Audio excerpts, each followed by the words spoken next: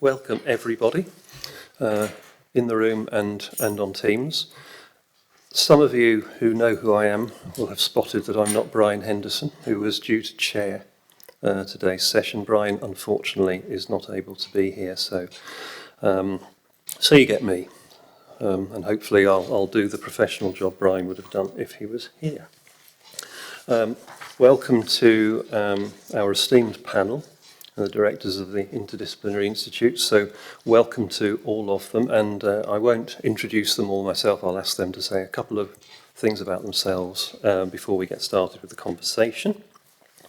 So it'll be a conversation. I hope it'll be a discussion between the panelists, responding to some of the ideas I put to them and the challenges I put to them, just to see what resonates with them in their roles in pursuit of interdisciplinary research for Aberdeen. We will aim to leave a little bit of time for questions at the end, so if you have questions, please make a note, and we'll also be monitoring for questions on the chat, so if you're online, by all means put your questions in the chat and we'll capture those as well. And I'll say now that we'll not have time for all the questions, so we'll do our best to respond. What I think we'll also do is look at all the questions that come in and see whether there's opportunity for another event like this, driven by some of the thoughts and questions we get from the audience. So even if it's not asked or not answered, it's not a wasted question, so please feed them through. Okay, so I will just start by asking each of our panellists to introduce themselves to you, and you can see their names in front of them, but just they can give you a sense of who they are and what they're interested in, and hopefully how excited they are to be here this afternoon. So John, do you want to start? And I'll go left to right. Sure. So hello everybody, I'm John Underhill. I'm the Interdisciplinary Director for Energy Transition. I've been in post here for 8 months. And my remit is to look at the ways in which the university can move towards achieving net zero and how we wean ourselves off fossil fuels through the energy transition, but to ensure that it's not a cliff edge where communities suffer as a result of trying to do things at a speed which is not commensurate with the pace we need to go. So net zero doesn't mean zero carbon. There will be a role for oil and gas to 2050, for example. The Committee for Climate Change acknowledged that. So it's a case of weaning ourselves off fossil fuels and to ensure that we're not putting greenhouse gases into the atmosphere. And if we do need power sources to keep the lights on, cookers burning and so on, to do it in a way that we capture those emissions and store them safely in the subsurface. In order to do that, we need data that was acquired, admittedly, in the pursuit of hydrocarbons. But actually, those data are exactly the same data that we need to image the subsurface, to work out where we can store carbon safely, look for sources where we can safely house hydrogen, and other techniques like geothermal and wind energy. Where do we site those turbines and why? It is all underpinned by data and open access availability of those data. So that's what drives me. My background, I was at Edinburgh University for a couple of decades, then went to Heriot-Watt University, so stayed in the same city, and then moved here to Aberdeen in March. The last thing that I'll say is that I also currently occupy a position on the Scottish Science Advisory Council. So this provides scientific advice to the Scottish Government, but only if asked to do so. So if you're not asked, you can't give advice. So some of the key challenges is to ensure that politicians and policymakers do ask those questions, and independent academics like myself and others provide the information to make an informed decision. And I'll be happy to talk about that and the data sources in terms of open access as well. So that's me. Sorry if that was a bit long, but I hope that was a useful introduction. Hello, I'm Jenny McDermott, and I'm the Interdisciplinary Director for Health, Nutrition and Wellbeing. And I think we've all got a similar sort of view on this. So we work closely together about what interdisciplinary is, what we're sort of trying to achieve. So within the theme that I lead, health, nutrition and well-being, this is looking at some of the grand challenges that we're facing. So around health, but they'll interact with things like inequalities, which sort of links to what Ellie's doing, in terms of environment, which is what David's doing, and just transition, which John is doing. And some of the sort of big things that we're looking at, which span a lot of the interdisciplinary research, is around food security is one area, if we're looking at nutrition and health. And it spans all sort of so many different disciplines if we're looking at that in terms of a grand challenge. So sort of, and that then brings data issues, publication issues, because you'll have social science, you'll have natural science, you'll have biological sciences, and looking at where you, I think we're going to come on to this, you know, where do you put the data, who accesses it, what does it look like, is it easy for other people to use? Similarly, research, where do you publish? So another area that we're sort of exploring, and these are just two examples, is around digital health. So where does digital sort of play a role, particularly going forward, in terms of the health board, in terms of various care systems? What does that look like? Does it create more inequalities? Does it save NHS money? So you can see that this brings in economics, social, health, lots of different disciplines. So these are big, complex problems. And what we're trying to do within this is to sort of say, who do we need in the room to really look at some of these, so we don't end up with a too narrow view and we miss something and end up with a unintended consequence. So things like data, open access are critical to, well, all the challenge areas. But this is what we're trying to do in health, nutrition and well-being. My background is in nutrition. I then worked in psychology. I then worked in sort of work now with people in climate change. So I've got a reasonably good feel of how difficult it can be, but how rewarding it can be. So that's where I am in terms of where I'm wanting to take that forward.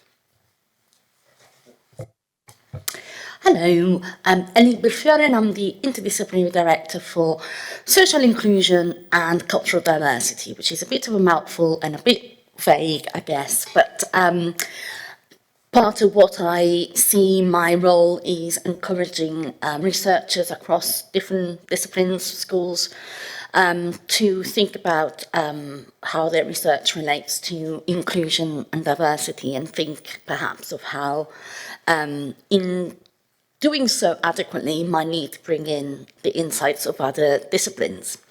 Part of my remit is also very pragmatic. As I said when I doing my job interview, I don't think the university can credibly present itself as championing internationally excellent research on inclusion and diversity if we don't start being more inclusive and diverse ourselves. And so if in 5+ years the university looks and feels exactly the same as it does now, I feel I will have failed. So part of my remit is also engaging us more meaningfully and thoroughly with the city, with policymakers in the city, with the communities that are near us and further away from us, and with the Shire and regionally. And so these resonate a lot with my own interests. So as a scholar, I am a very interdisciplinary researcher. I'm a professor in cultural policy, which always leaves people rather perplexed. So I'm interested in why governments support the arts and culture and the kind of strings attached to that kind of investment, and the way then in which cultural investment intersects with other areas of policy, be it health policy, social policy, economic policy, foreign policy even. And so I am a policy nerd. So I have this unshakable conviction that policy makers ought to read academic papers, and the academic papers ought to be written so that policy makers can find them relevant, useful, maybe not necessarily easy reads, but then, good relationships are always a bit challenging. So I am very committed to the topic that we are discussing here today, because I know from personal experience the impact that having policy makers, but also communities, practitioners read your work can have for them, And for you, in terms of feeling good about, yourself and your work being meaningful in a context like an academic career that is really full of rejection and people telling you about how your work is not quite good enough yet, even if you are at the 7th iteration of the same article. So, it's important. And when I do my Impact is Not Evil sessions for early career researchers, of which, I have a line of track record, I do work that a lot. I always tell students, it's not about selling out. It's not about diluting research. It's about the absolute belief that research is too important to be trapped within the pages of a journal that 10 people can read, and only if they have £50 to buy it. It's immoral that it should be like that. And I don't think, as a researcher, our job is just to get the stuff into the journal. How it gets out of the journal again is also our job. It's not easy, there are constraints, but we need to at least try. So I see, in a way, what we're talking about today being very much in the remit of my challenge, and I hope that we can continue to engage with Simon, but also if any of you has ideas, because of course also EDI considerations are central to my personal ethics and politics, but also my remit. So if anybody has ideas for plotting that can lead to an improvement, just drop me an email. Thank you, Ellie. David. Thank you. Hello, everyone. I'm David Burslem. I'm the Interdisciplinary Director for Environment and Biodiversity. So I took on that role in June, and since then I've been incredibly encouraged by the strength of interest I've observed across the university in environment and biodiversity, essentially embedded in every single school. And therefore reflecting a huge diversity of the ways that people use and collect and work with data of all different kinds. From my own part, my background is very much in biodiversity description and conservation, and in generating solutions to the loss of biodiversity that we're seeing globally. So the first part of that is a straightforward quantitative exercise, but obviously developing solutions involves working with people. So not just policymakers, but people on the ground, and working out how to develop solutions that doesn't have negative impacts on their lives. So that integration of different types of data is very much at the coalface of the open access or open data movement. So I'm personally very committed to working in this arena and to integrating divergent styles of data to develop solutions. Thank you very much, David. So thank you to all our panellists. I feel a lot better now because they've all said things which make it sound like they support open research, and it won't be too challenging for the chair, hopefully. But I do also want them to tell us about the challenges, to tell us there will be different ways to do it, and people won't necessarily agree on which ways to do it and what the big challenges are. So I think we'll have a bit of a conversation, perhaps some disagreement, who knows, perhaps a bit of a debate. So the way we're going to do this is I'll introduce with a few words, and then we're going to go into a couple of topics, broad topics. The first one will be about the experience of open research, the actual or the potential value of open research, particularly from an interdisciplinary perspective. And then we'll move on to the challenges and what we need to do to help researchers or to persuade researchers to start to work in this way. And I know there are a lot of my colleagues in the room who need to think about how to respond to those challenges, so it'll be really helpful for us to hear that. So anybody who knows me will know I have a strong position on this. I think open research is fundamental, and it's absolutely what we should be doing from an ethical perspective as much as anything, as well as helping me save money with my library budget, but that's another story. But it's equitable, it drives greater equitable access, it strengthens research integrity, reproducibility, and does more to limit the spread of fake news by making good quality, academic information easily available to people. For many years, the emphasis has been on research publications. I look back now and realise I've been working for almost 20 years on open access as it relates to research publications, which is depressing in one way, but on the other hand, I can look at that and see how much things have moved in that time. But the emphasis is no longer just on research publications, it's on the whole life cycle, it's on the data, it's on, people are now talking about things like open peer review. There's a real sense that openness can run through the whole research endeavour, and I hope we'll start to explore that. So I'm going to start by asking the panel to think about three things to do with open research and what their views are. And I think we won't sort of laboriously go all the way around the table each time. I will look to my panellists to see who wants to go first, to jump in, to interject, to put their hand up, to come in next, etc. We'll make it fairly informal. So my first question in this part of the session is about open data. And just to say what I think might be the case, I think that open data speeds up research, and I think we probably all saw that in terms of the pandemic and the development of the vaccine by being much more sharing about our data.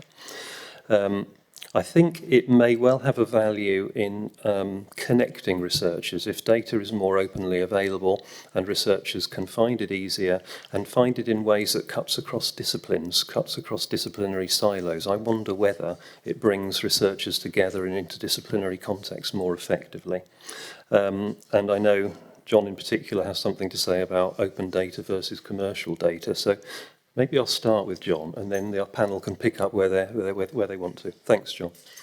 Yeah, so I would agree with every statement that you've just made, really, in terms of open access of data, availability of data. But it isn't as simple as that. I would say that the UK is ahead of the game in making data available, but in some countries, data is treated as a state secret, particularly where it comes to things like natural resources. And so we haven't got a level playing field in this context, and particularly for international peers and colleagues, they're at a disadvantage as it is currently, and actually look to the UK to seek the data that they might deploy in the areas of research that I look at.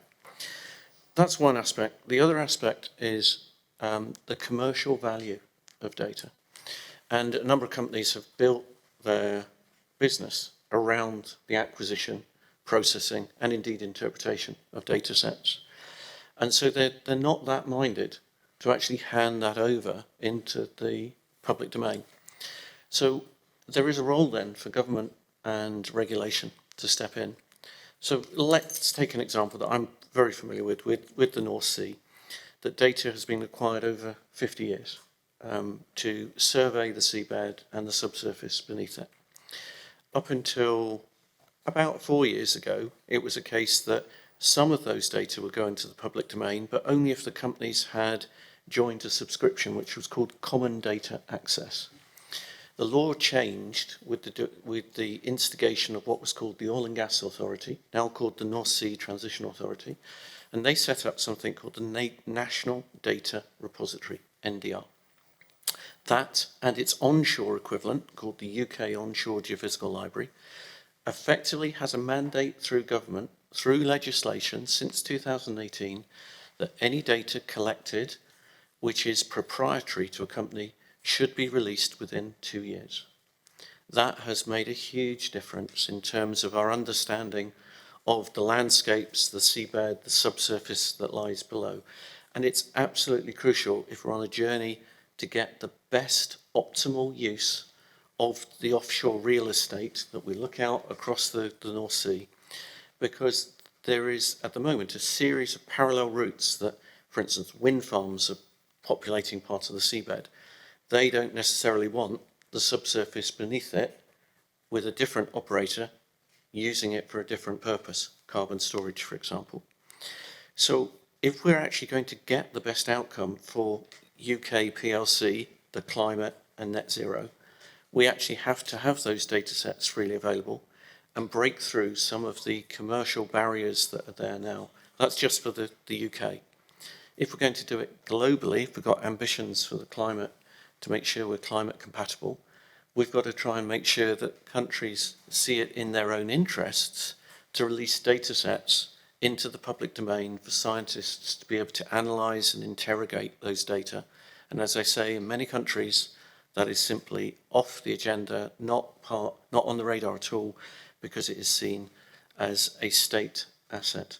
So that was a wide-ranging answer. I hope it did serve the purpose that you wanted it to, but it's a very dynamic environment at the moment. The UK is ahead of the game, but it has needed government legislation to ensure that step change came into place.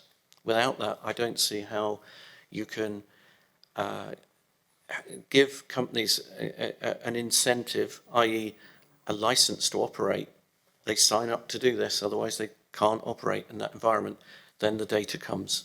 But it actually demands intervention in order to make it happen.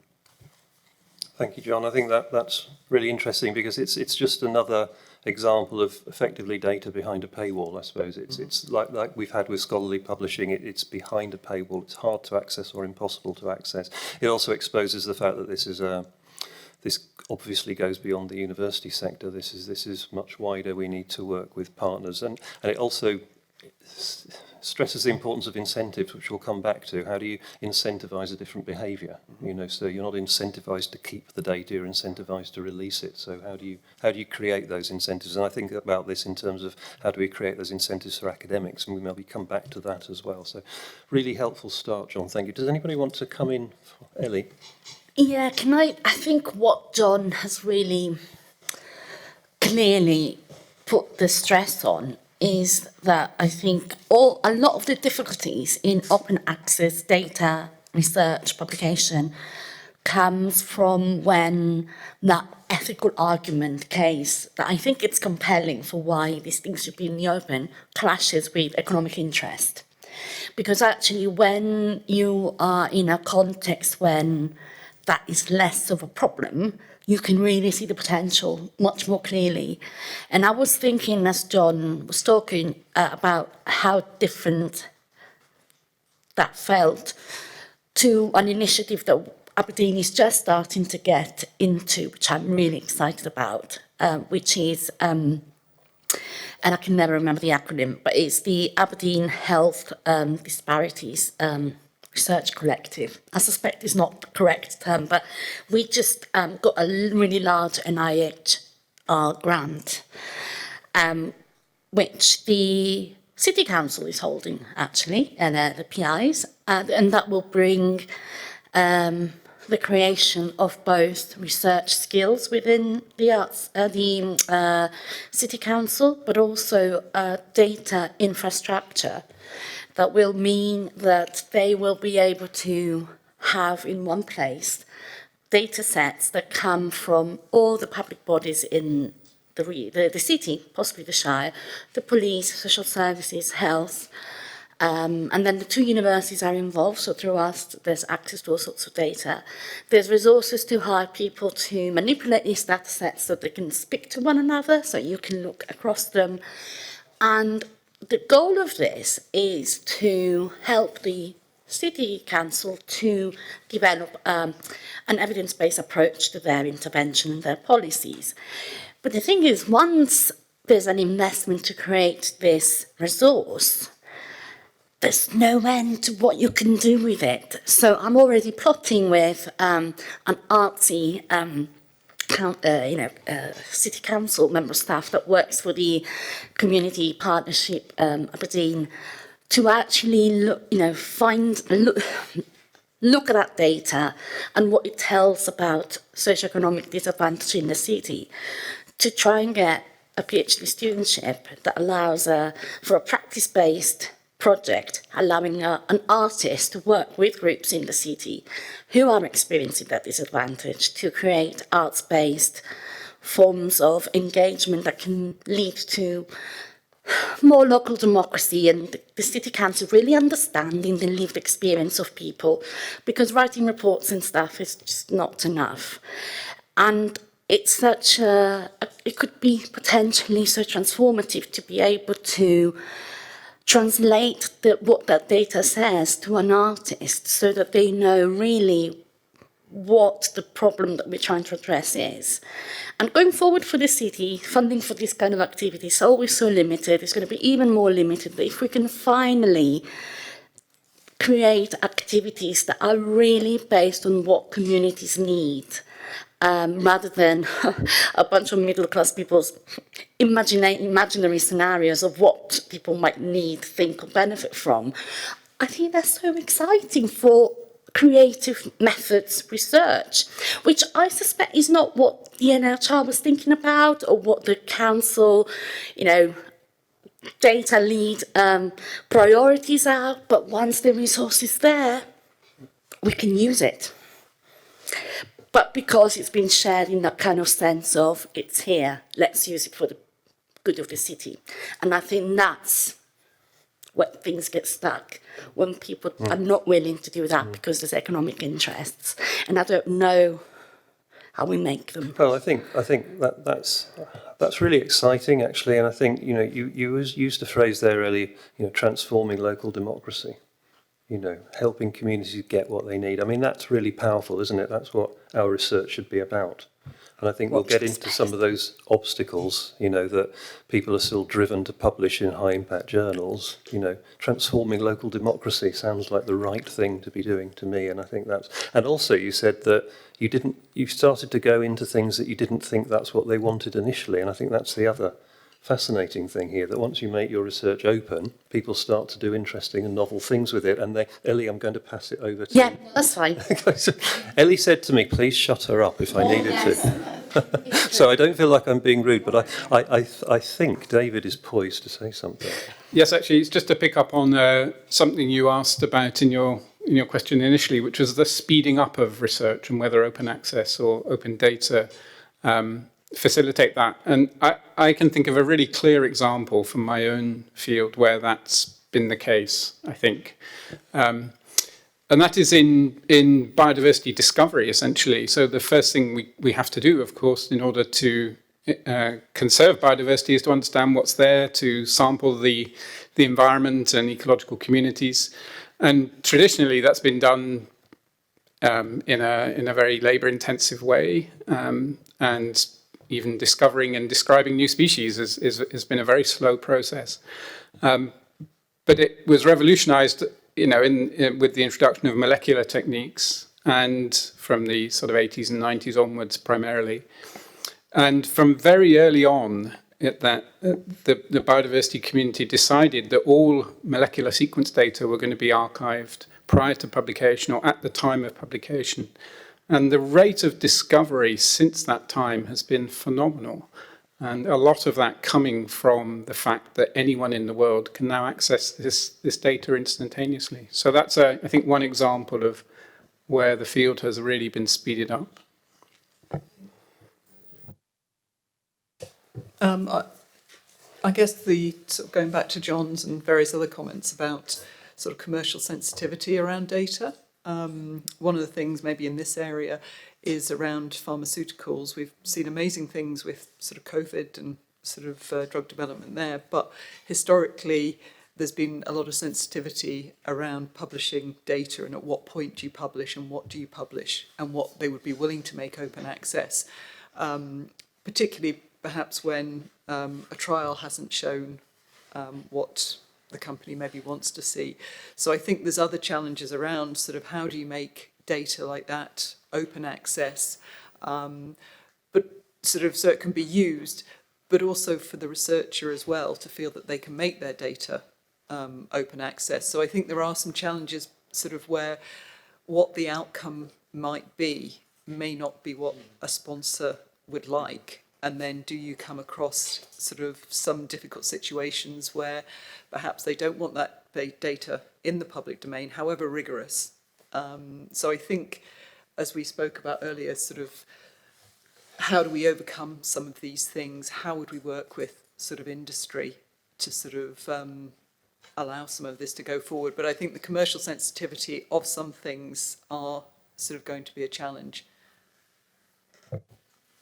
Thanks, Jenny, and I think that's a message for us to think about as we put together the professional support services that help with this. You know, that it's not black and white. It's not a case of saying everything's open or everything's closed. It's how do we manage it in a way that allows us to put restrictions in where we see a need and make open the things that we're comfortable to make open and where we see the benefits. And so that's the kind of thing we need to think about as we think about how do we publish research data and how do we manage it, and give assurance to our academic colleagues and our industry colleagues that we're doing that in a way that's acceptable to them. So thank you all for responding on that one. I'm going to move us to another question. So I'd like to carry on thinking in the context of what benefits wider society and you know, Ellie's amazing comment about transforming local democracy.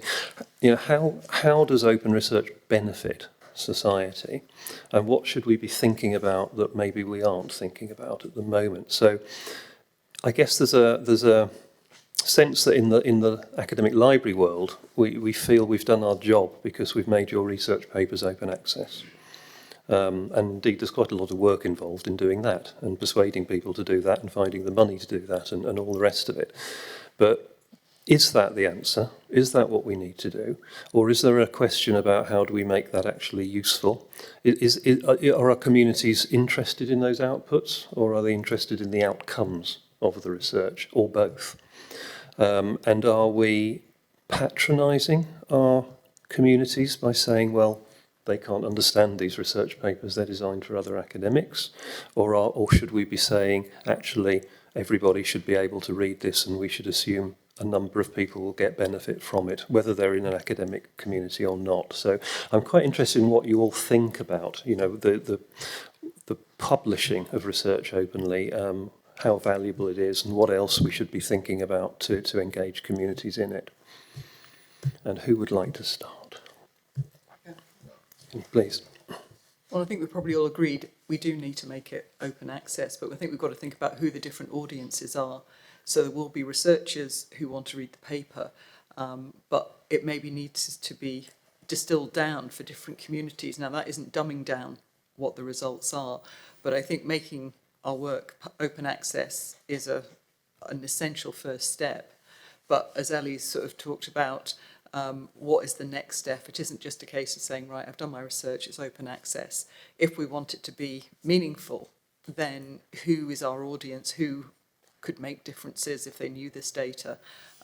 So I think we do have to go beyond just sort of saying, I've made it open access, anyone can read it. And I think maybe we'll go on to talk about this. I think this is where making researchers sort of comfortable about this, making their careers part of it rather than just where do I publish the next paper and get my citations. So I think there's a bit of a culture shift that we need to sort of think about in terms of rewarding people doing this, because at the moment the system is publish, research, publish, and citations. So it does have to be made a way of going forward.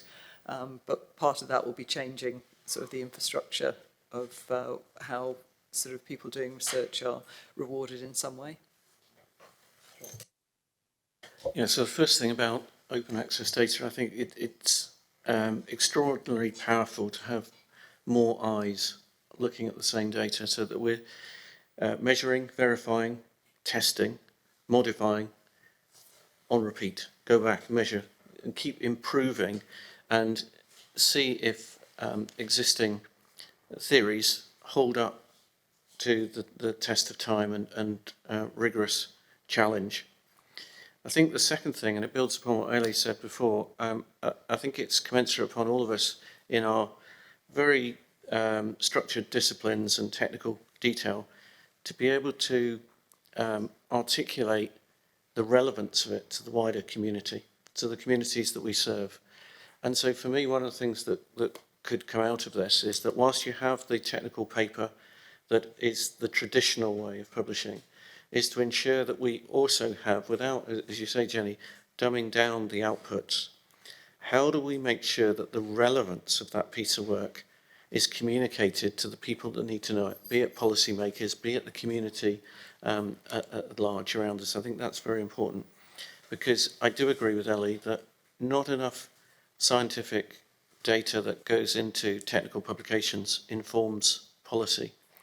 And the more that we do that and we communicate with the wider community, I think the community will come to adopt us as academics as well as doing something that's worthy and helping them. It will also have impact. And actually, this university has not done well in terms of research impact.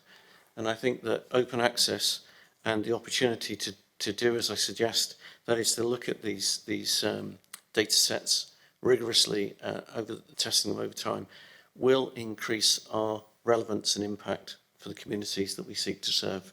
So that I see that as an opportunity here. And we will come back to this, I'm sure, about the metrics-driven H-index publication-led promotions boards and all the like that have existed over the last 10 or 20 years. And I'm old enough to think back beyond that period, go through that period and see how it has influenced behaviours to a point where we are now, I think, talking about open access and how we have that relevance and impact for the communities, not just thinking about a number and the metrics and how we measure it. Thank you, John. Really important stuff. We will come back to that. We'll look at the challenges, and we'll look at things like metrics and academic career progression and things like that. But I think it's so important, I think, to start to think about this as a good in its own right, as a motivator in its own right, because on the one hand, there is evidence, clear evidence, that open access drives citations up. But is that the right question? Or should we instead be saying open access drives impacts to society, and that's what we should see as important? So I think those are really good points. Can I briefly add that one of the major societal benefits, I think, of open access publishing is that it simply allows a larger community of researchers, who are part of society, globally, to access the material. And we know from our own experience, our own academic networks, that there are large numbers of people who can't afford library subscriptions across the world and who can't read our papers unless they are open access. So that's a huge benefit. And the money that would otherwise be spent on them trying to do that can be used in other ways. Yeah, just not to put a dampener on things, but I think I agree with everything. But I also think it's important to be realistic and to say that openness is a good in itself and should, that should be enough in theory. But openness is the place you start from. It's a necessary condition, but it's not sufficient for true access to materialize. Because I think what needs to go alongside it is a genuine investment. And I mean money, but I also mean investment of time and commitment from academics and from support staff and from libraries in facilitating access. Because I think things being openly available, if we're thinking about, democracy is not enough. In the same way that telling all people over 18 you have a vote, you have a say in what happens in your country is not enough.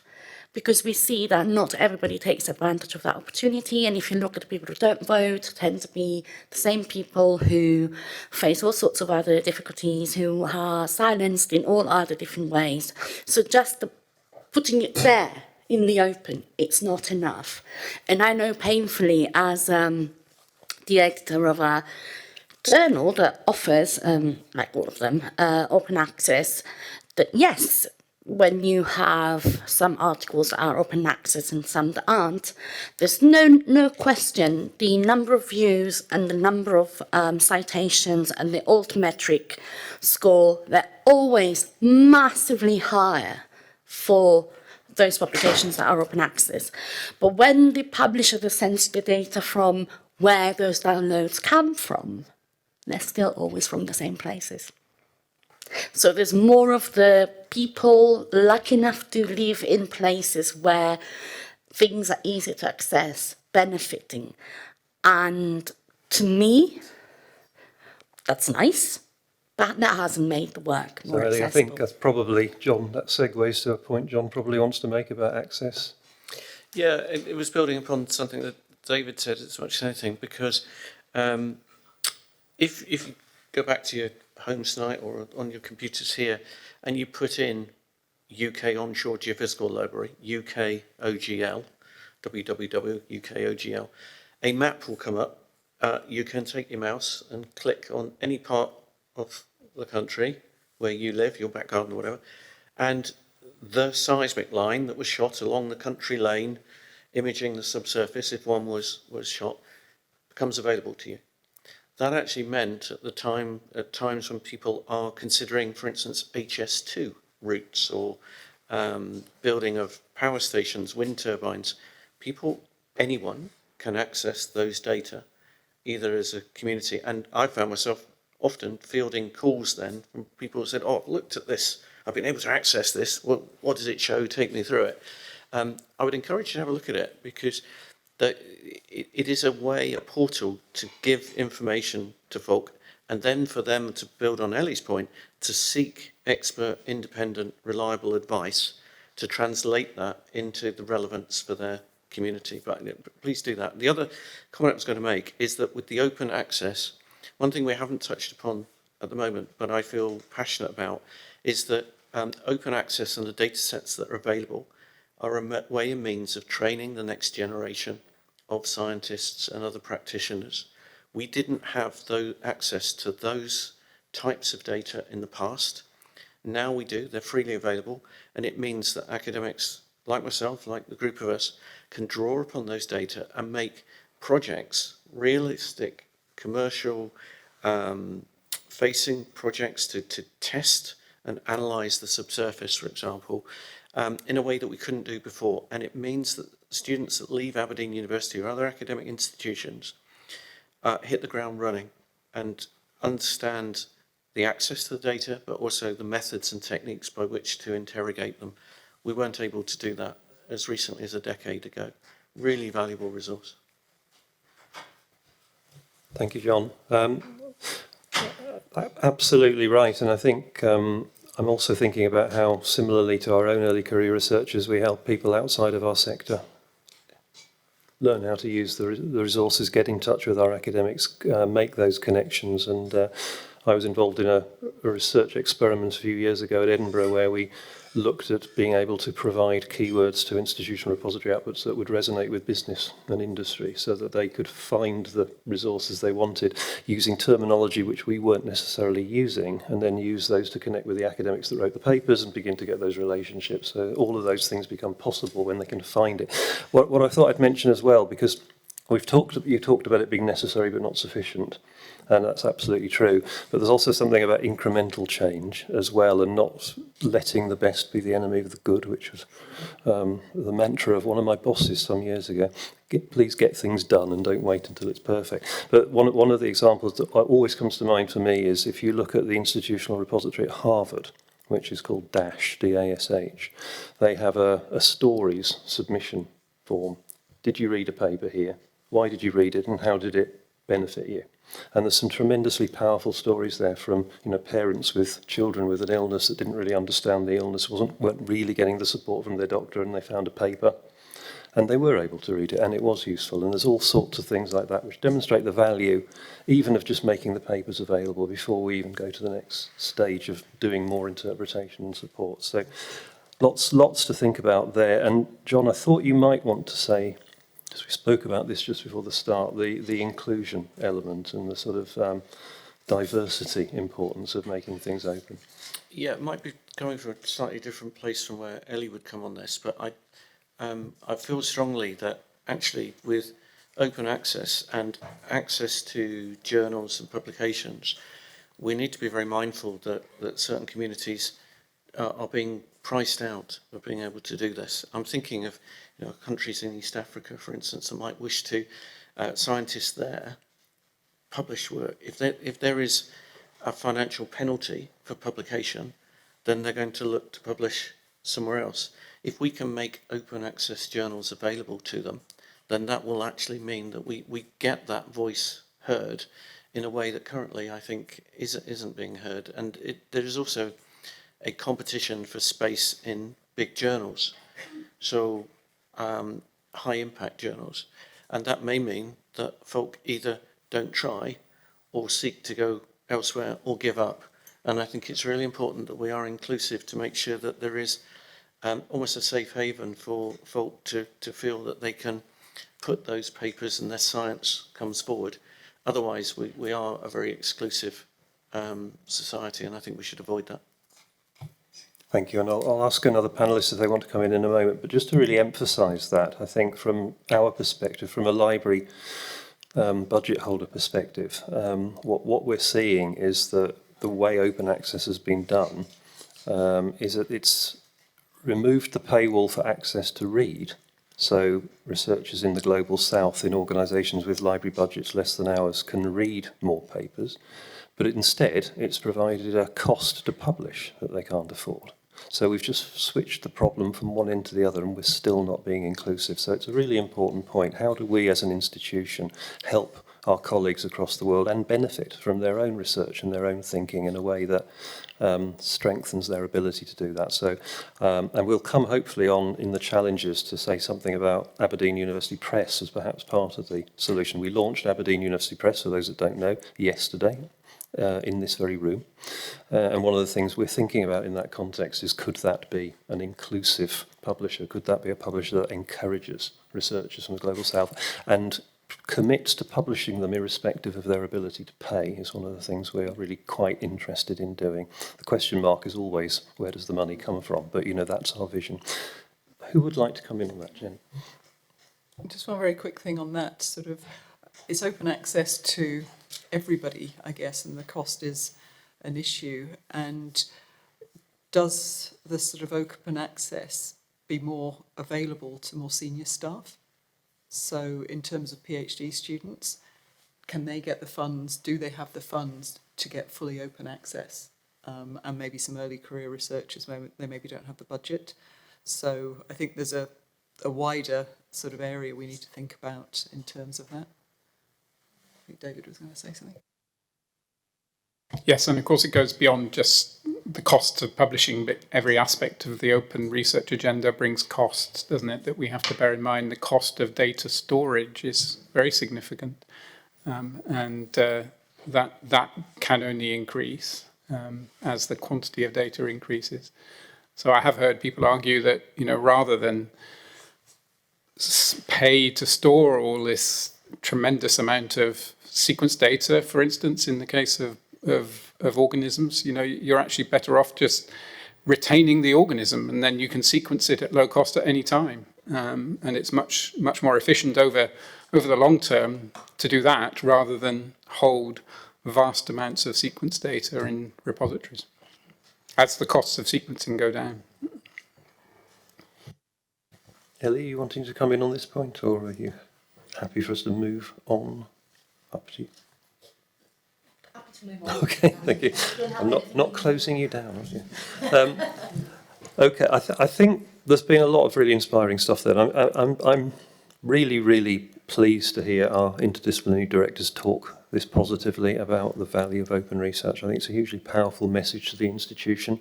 And John and I, again, we were talking briefly before we sat down. We're both very exposed to the conversations at a senior level about why are our citations dropping? Why aren't we in the top journals? How are we going to do better in the league tables? Many of which these discussions take us almost in the wrong direction. They're not addressing the importance of openness and how do we change behaviours and drivers and motivators. And I think that's the point I'd like to pick up as one of the barriers. I've got several possible barriers. We probably won't crash through all of them today, but I'd really like to focus on that, the shifting what we measure and the shifting what's important. How do we move away from an academic culture where your success is measured by the journal you got published in and the number of citations you got from your fellow academics? That's what that's what gets you your role, that's what gets you your promotion. How do we shift from that to rewarding our academics for doing the things we've all agreed this afternoon are important? I'd really like to hear from the panel about their thoughts on that. John, you're looking expectant. Do you want to? I don't know, I'm looking expectant, but I've often reflected on this with KPIs, and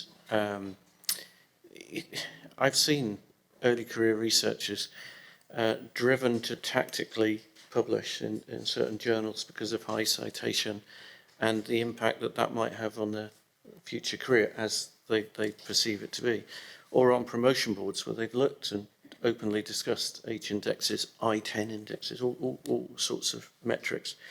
And it's influenced appointments, it's influenced promotions, I think. It influences esteem, i.e. in awards that may be bestowed on individuals. And the bit that I've often reflected on is it in one's interest in a career to actually publish one paper every 5 years in Nature, which is hugely controversial and wrong, because that gets you citation and the promotions and the like, rather than publish really high quality work but in lesser journals, which is correct and stands the test of time. So why am I saying that? I'm saying it because I think unfortunately it drives all the wrong behaviours, and I've been dismayed actually that it leads to almost an inflation where, because so many people want to publish and get citations, more journals appear. Journals then charge more in order to publish. So we end up with quantity, but not necessarily quality, and a lot of shingling of papers. So it actually then devalues the REF exercise, the Research Excellence Framework.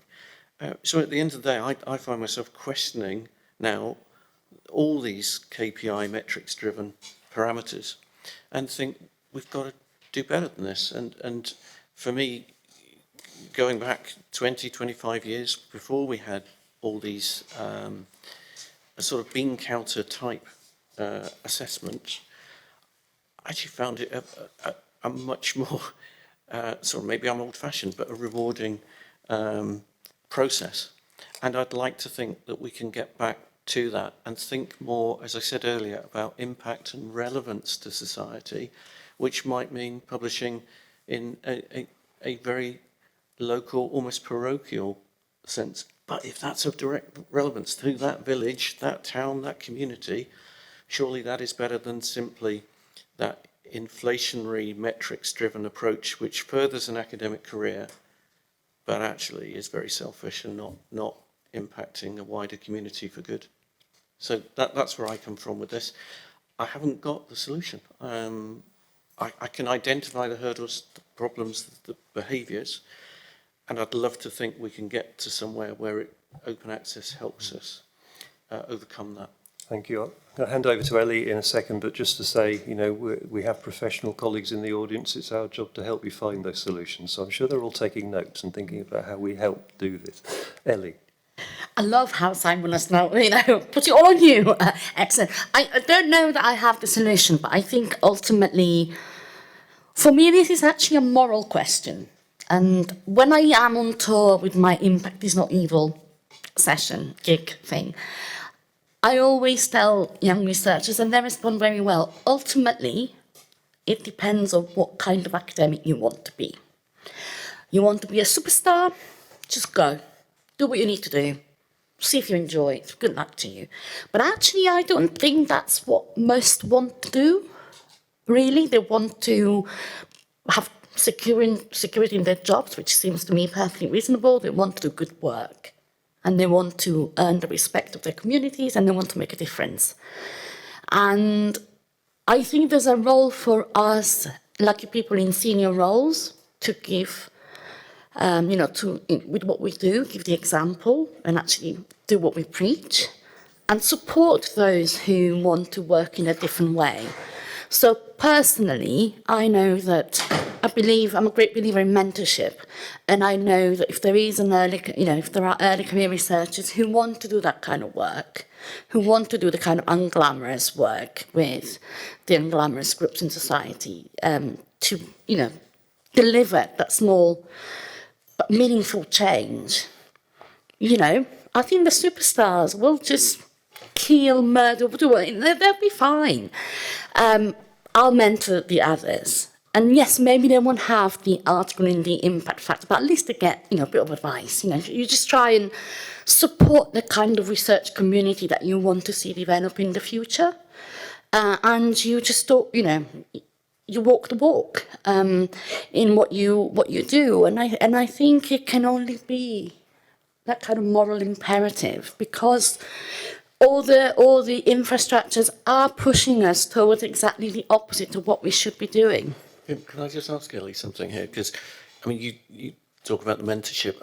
I see a lot of mental health stress on early career researchers, because they look at these things and think, well, it's all right saying open access works for us and publishing in this journal is fine, but they don't quite believe it. And it puts a pressure on them, which they see their peers also acting in the same way. So I just see a complete shift in the way people are working now than a decade or two ago. And there's such massive EDI issues surrounding all of this as well.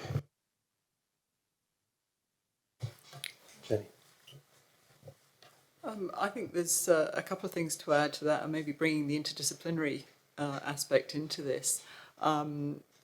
This is one of the dilemmas I think some people have coming into disciplinary work. Maybe not today, but 10 years ago, a colleague of mine said, if you go into interdisciplinary research, it's career suicide, which was quite depressing. But then you say, well, do I go that route because I want to have impact? Or if I want to be the superstar, then don't I? So I think there's and there are challenges around this. Where do you publish? It's probably not Nature. It's not one of the really high journals. Are you going to be disadvantaged in that? And this comes back to what you're actually doing in terms of research. I spoke earlier about challenge-led research. These are big societal questions. They tend to be applied questions. So I think there's a conversation around how do we encourage people that actually doing interdisciplinary research won't damage their career. I don't believe it does. The four of us are all sitting here having taken that route. But I think there is a bit of a fear around that. And the other thing is we can try and make changes in Aberdeen, which is great, and say, we're not just going to go on citations. We're going to and look at the journal. These are important for promotion as well. But I think, which is a much bigger task, we need to do that across the whole academic career, because you might say, well, don't worry about the high impact, do this, do that, you'll get a lot more, and then you go to you apply for a job at another university where they perhaps haven't been quite so, I would say, forward-thinking in what they're doing. Are people concerned about that? So I think there's a huge role here for a top-down change that would reassure people that they're not going to be disadvantaged in any way. But there's obviously the much bigger challenge of trying to get science to change, or research to change overall, if we're going to really encourage people to do this, particularly around the interdisciplinary area. Thank you. And what that reminds me of, which some people may or may not know, I don't know, there's been a lot of work at this institution about research culture over the last year and a half or so, much of which obviously was done on Teams, but I think it was effective, I think, and a report and recommendations produced, which has gone through Senate and been approved by Senate. So there is a commitment to work on this, to accept that it's not where we want it to be, that early career researchers are not having the experience that they need from us, that we're not necessarily focusing on the right things in terms of how we publish our research. So there is support for that, but I think there's a tremendous challenge in implementing it. And in this context, I was just talking earlier about the fact that we are a signatory of something called Dora, which for some of us will just take us back to when we had small children and used to watch Dora the Explorer, but it's not that one. So the San Francisco Declaration of Research Assessment, which says we will not use journal impact factor in support of promotions and offering positions. And we say that, but I don't think across the board we will be doing that. And so there's the whole challenge of how you implement what we all believe are the right things to do. David, did you have anything to say on this one before I move us on? Well, just very briefly, which is the slightly obvious point, I suppose, is that people use metrics because as a shortcut, because they lack time to go and actually read the material. If they read the material, they could make an academic judgment on whether this individual deserves promotion versus this one, or whether this grant is supported versus this one. So, I mean, we live in an environment where not everything can be supported. It's a resource limited environment. Therefore, we have to make choices, and the metrics underlie the more fundamental point, I think, which is that we don't make enough time to read our colleagues' work, and if we had that time, then we could do away with metrics because we could make the judgments in an informed way. That's a really important point as well. So I think we will all need to think about the metrics that we use and how we use them and how we use them responsibly. Because we can use journal impact factor responsibly in certain ways. It's just how you use these things, and I think there's an education need across the university on that. I'm mindful of the time, and I'm just going to pause and check how many questions are coming in online. Nat, do you have a stack of them or not too many? Not too many? None yet. Oh, none yet. Okay. Maybe issue a call for questions. I just want to make sure there's time for questions, so I will finish shortly, I think, and allow people to come back at us. But I do have one thing to finish on, which it's perhaps it's a little self-serving, but as I said earlier, we spent a lot of time over the last couple of years building a new university press, an open access university press, which we launched yesterday. And here I have John telling me there are too many journals. So I'm thinking, goodness, that must have been a waste of time. So I'd like the views of the panel, because one of the things that we thought about in that context was, are there gaps for interdisciplinary research? How do we move people from the very subject-specific journal titles they use now to, are there spaces that we need that allows new outlets for interdisciplinary research, which really cuts across these things? We wondered, as we built Aberdeen University Press, whether that was value we could bring to the institution. Of course, also, just to emphasise, it isn't just to the institution. This wouldn't be a publishing vehicle just for Aberdeen. This will be a proper international press that will receive academic proposals from the globe, and we'll have robust academic review processes in place to make sure of the quality. But what's your thinking? Do we need another journal, or John, are you saying, for goodness sake, we don't need more? Given you threw back at me the words that I used about too many journals, let me qualify that, because there are too many similar journals that have a conventional, traditional route of review. They also take a long time to publish in. So one of the advantages of open access, I would say, is the speed with which, subject to all the checks and balances that you've mentioned, that the science that one does converts to being accessible to a wider community. If we can speed that up, it will already be a distinctive factor for the press. If you can think about perhaps innovative and less conventional reviewing processes. I think you talked already about interacting reviews, open reviews, and so on. I think that would be also important in that sphere. So I wouldn't say having a new open access journal of the type that you say is unwelcome, but to think carefully about how you make it distinctive. and how you make it truly welcoming and an attractor for folk who would otherwise not see or think to submit work to you or somewhere else for publication. How do you make sure that it's inclusive in that way? If you can do those three things, have speed, innovation and inclusivity, I think you would be onto something. Well, that's really reassuring, and actually it resonates with some thoughts in the project team about what we need to do, so it's really rewarding to hear that. Do others want to come in? Ellie? So maybe that's typical Ellie greed, but I think there's plenty of room for more journals, provided they are radically different. I don't think we need more of the same, but I think something that wasn't just different in the ways that John says, but that also played around with the notion of scholarship and research. So why should, something that brought together researchers, policymakers to talk differently about topics of shared relevance, who really creates debate, not just across disciplines, but across communities of knowledge and expertise. I think that would be so exciting. But I think it would also require us to learn to write differently, and us willing for the editors of the journal to support people who might be writers, but might not be used to the idea of the peer review process and find it very frustrating, quite understandably, you kind of feel for them. And I know that I've tried to do that within my Cultural Trends journal, which is policy relevant, and we know it's read by some policymakers. And we have also played with different kinds of articles, which are still peer reviewed, but we call them policy reviews, where there is engagement with the literature, but the focus is policy.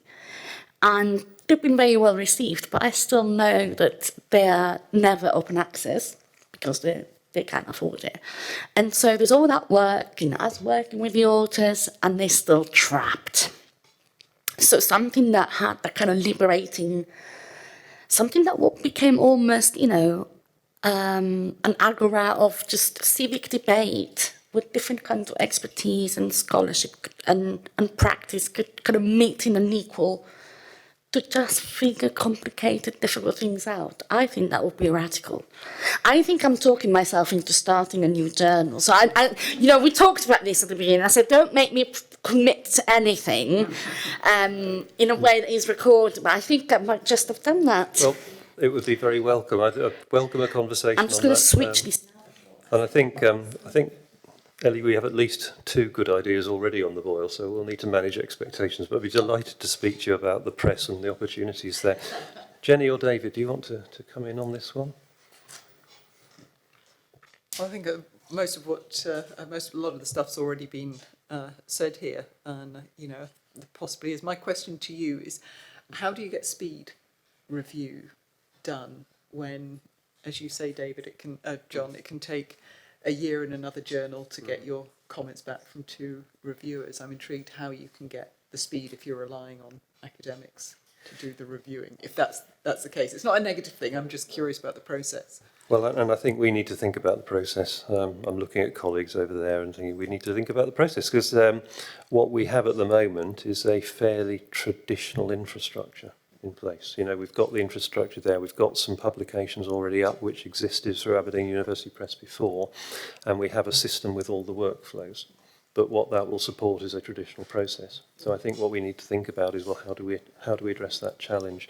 And we haven't talked about preprints, but one of the options is to get the research out there in preprint form while you go through the process of peer review. And that came up if those that were at the Monday event for this week will have heard Chris Jackson talk about preprints and the value of preprints in geosciences in his area. So there are things we need to think about and challenges for us, having got the press up, which was the biggest challenge to start with. What do we do with it now to make it work for you all? And some of this input is really, really helpful.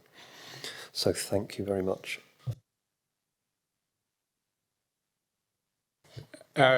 Nothing really to add. It is a very crowded marketplace, and I think the preprint movement is it's almost moving in the opposite direction towards specific journals, isn't it? So I do wonder about the scope for new journals. But yeah, I'm delighted to support the ideas that come forward. Thank you. So yes, a good point for us to take away is how do we make it innovative? How do we make it distinctive? How do we get that speed? And I think the other thing, building on points earlier, is how do we make it inclusive? So we're not just supporting a rich global north audience. So thank you all very much. I'm going to allow our panel a minute to take their breath while we think about inviting some questions. So I'll check again with Nat. I want to make this inclusive of both the people in the room and the people online. So maybe we could start if you have a question from online. Let's go with that first. So the panel has spoken about commercial limitations, but what about the personal impact of open access data, i.e. the inability to share medical data sets without full anonymity or in line with personal data guidelines, but also the risk of these data sets then being misinterpreted? Do we need to be braver, seek consent, or do we need to do more to overcome these challenges? I think you start, Jenny. Thank you. Yes, we do need to look at overcoming these, and I think it is relevant to medical data, but Ellie will be able to speak to this more, but sort of quite often sort of data from more sort of qualitative social science work, we have to be very careful about making sure we don't disclose sort of information.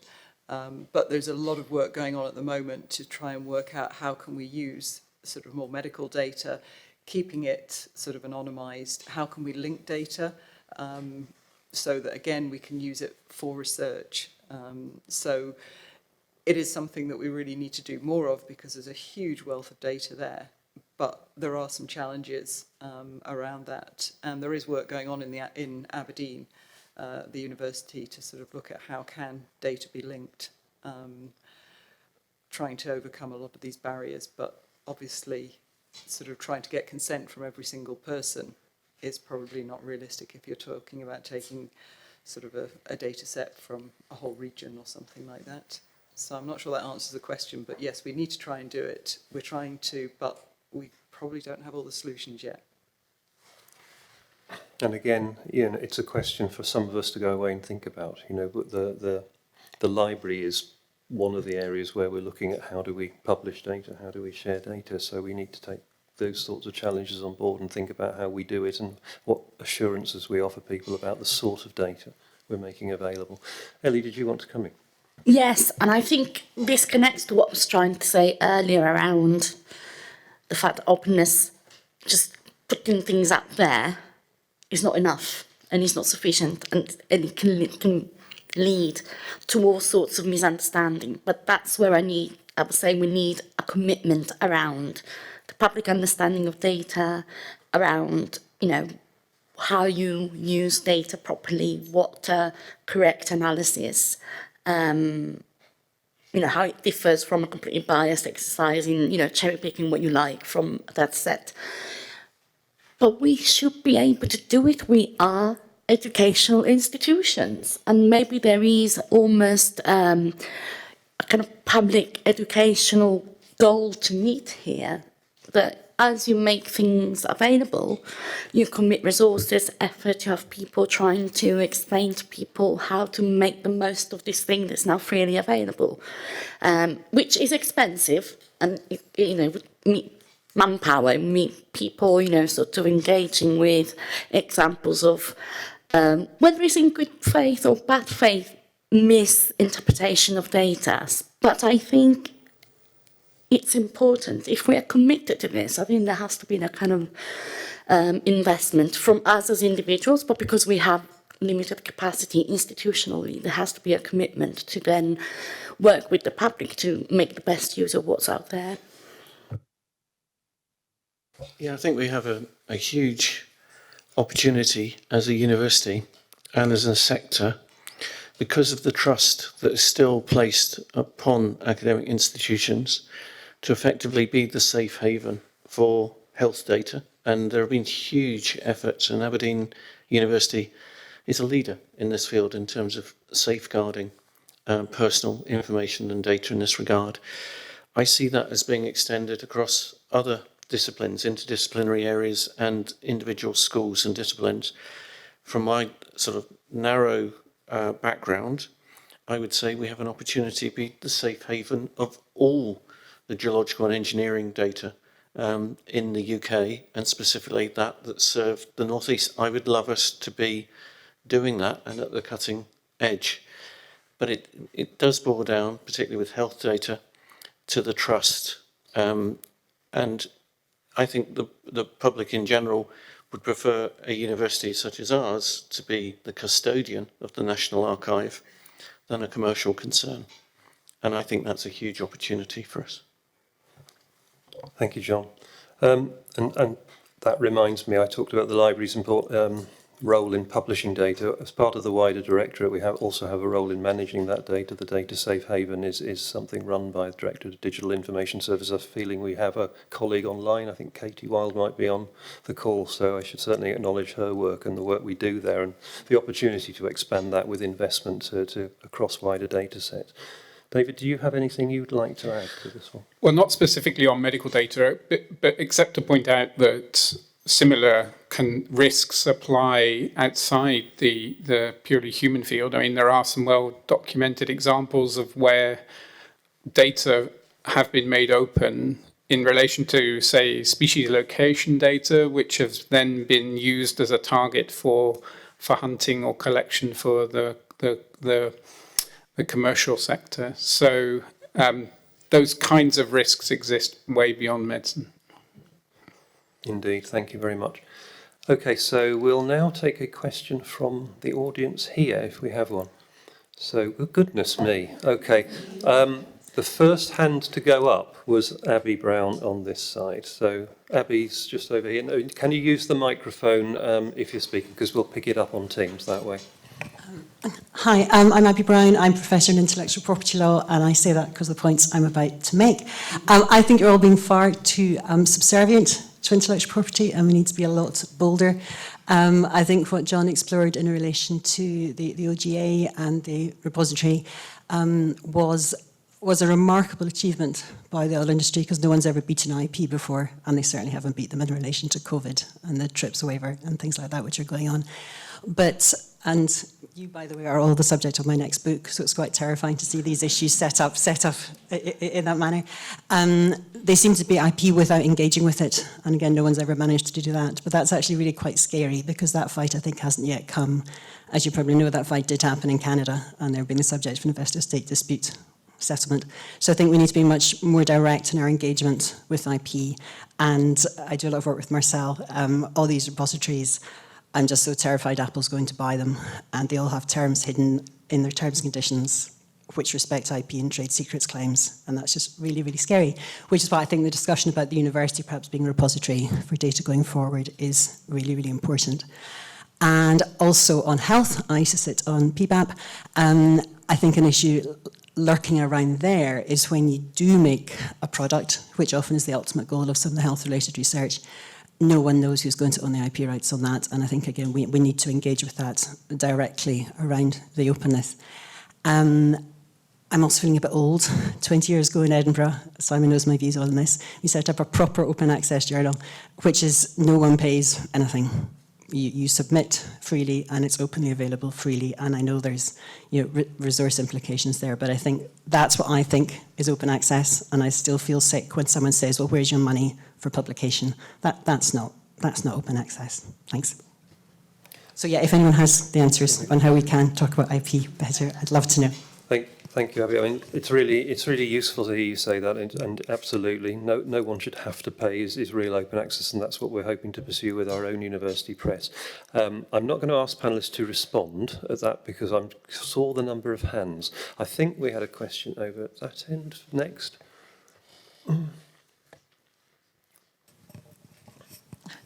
Hi, I'm talking more from a perspective of a PhD student because we've been talking a lot about resources, especially time and costs as well. And I'm a little bit wondering how data curation really can be part of our very limited time we have in research, because obviously we have our spreadsheets who are often quite a mess. So when anyone would ask us to send it to them, we're getting a little bit in a panic. So how does the university support PhD students or also other researchers in the data curation? Is this something we will have to do ourselves? Is this something we will do with experts together? That's a little bit what I'm wondering. Would anybody like to start? I think we're looking at you. I thought you might be. Yes. Okay. Well, I do want to give time for panellists to respond to questions as well. But yes, I think one of the things that came out of the research culture thinking was our commitment to early careers, both in terms of PhD students and then early career postdocs as well, and the development and support that you need. So there's certainly thinking about that, and there are emerging services in the library to try and support you as well. And one of the things that kept coming up over and over again in the research culture investigations was time for everybody at all levels, actually having the ability to do this, and the constant debate we have over how do we balance our research time with our teaching time as academics and so on and so forth. So I don't think I can answer that question very easily either, other than to say it's very much on our radar. And we're looking at how we do that as an institution to support you better. And data curation is hugely important to me. And one of the things that we are about to start as a project in our directorate is to put into place a proper data curation system that allows us to preserve data for the very long term. And I mean the very long term. You know, we have special collections in this library that we've had since 1495. How are we going to make sure that the data we're creating now is available in 525 years' time? You know, that's the kind of thinking we're doing at the moment, which I hope is useful and reassuring. And probably doesn't answer your question completely, but let's try and get one or two more in. I think it will only be one or two because we'll need to wrap up. But as I said, we'll capture. Do leave questions. If you want to leave notes of your questions you didn't have a chance to ask, it'll be useful for us to look at those and think about themes for future. I think, so, dear. Nat, there's a question at that end. I'm going to make you run backwards and forwards with a microphone. Thanks to all the panelists and the chair as well for a really interesting session. My name is Vivek. I'm a lecturer in international law here at the law school. I think that one of the things I've been thinking about a lot as you've spoken is about my work in human rights, and I work a lot on socioeconomic rights. And I think openness is so important to the achievement of socioeconomic rights. One of those rights is the right of everyone to benefit equally from progress in science and knowledge. And yet, and Abby, feel free to disagree with me, but I think as much as many legal scholars are aware of that right, they also tend to want to withhold the fruits of their research as a mode of self-preservation.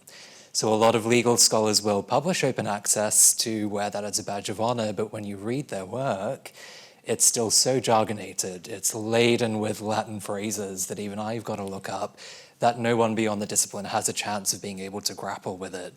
So I'm wondering if the panelists have also dealt with some of these kind of contradicting desires and how you address it. Ellie, it looks like you want to say something. Yes, because this is the bane of my life. This is my pet hate. And I think so one of the things I've also written about is value.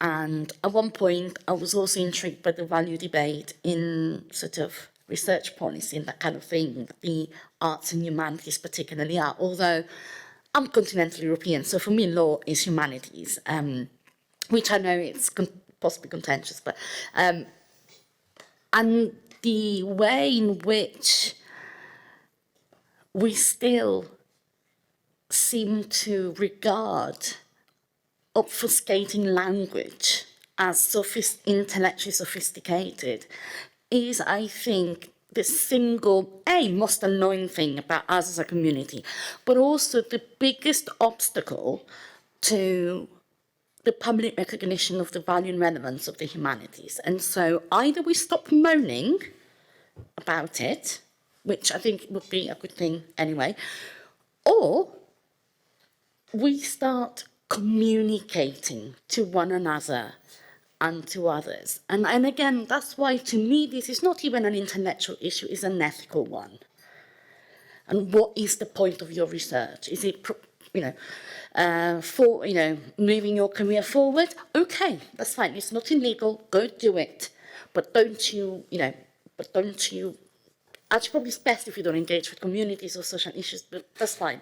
Probably for the best. But allow us to do research in a different way. And don't you dare, as I've had, several times in peer review, don't dare dismiss work because it's written a little bit journalistically. And so, yeah, because I wanted you to understand it. And journalistically, it's not, Sorry. No, that's fine, because, I rant over, but absolutely. I think I'm just conscious John wants to come in. I think I'll let John have the final say and then I'll wrap up because I can see people beginning to need to move. Okay, I'll keep it brief. I think that I think there's a role here for the reviewers and the editors so that they cut out that sort of jargon. And I ended up with writing a strapline as you were speaking, which was if we had an open access journal here, the Aberdeen University Press, we could call it something, have a strapline of relevant studies without the jargon, in order that we can communicate and connect with a wider community without putting these barriers up, which are linguistic, really, the language that we use, the jargon that we use. Let's try and cut through that. And if you could achieve that, I think you will have more open access to a wider community. John, that was a really good way to end because I think we can summarise this as the importance of communicating with a wider community without barriers is exactly what open research is about. So I think that's a great way to end the session, which I will do because we are just coming to the end.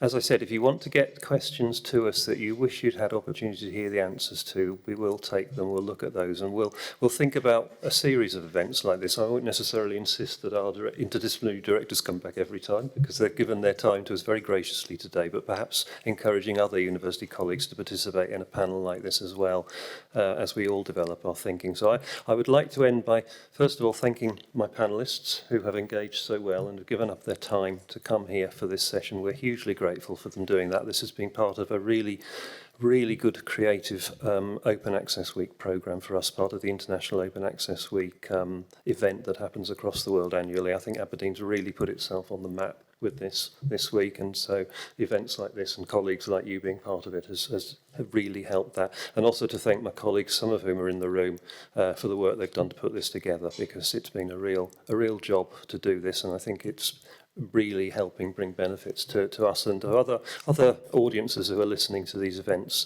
beyond the university as well. So thank you for all the hard work that went into it. Thank you to my audience who are both in person and online for their attendance. I hope you found it useful. I think you'll be asked to give feedback, so do let us know what worked for you and what didn't. And thank you all very much for your time this afternoon. And I think it'd be remiss of us not to thank Simon for convening everything. No one ever takes the chair.